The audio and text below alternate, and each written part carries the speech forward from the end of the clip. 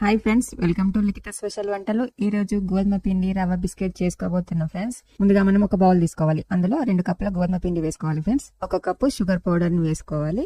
1/2 cup Bombay రవ్వను వేసుకోవాలి friends. ఇలా కలుపుకొని అందులో 1 టీ స్పూన్ సోంపును వేసుకోవాలి. కొద్దిగా యాలకుల పౌడర్, చిటికెడంతా వంట సోడాను వేసుకోవాలి.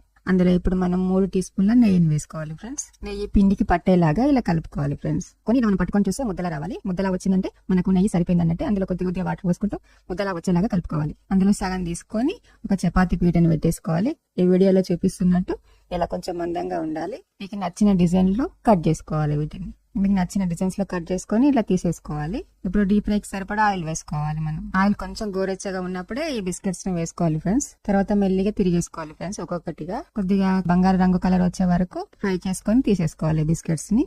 ఇలా బిస్కెట్స్ సింపుల్ గా టేస్టీగా ఉండేలాగా మన ఇంట్లోనే చేసుకోవచ్చు ఫ్రెండ్స్. లైక్ చేయండి, షేర్ చేయండి, సబ్స్క్రైబ్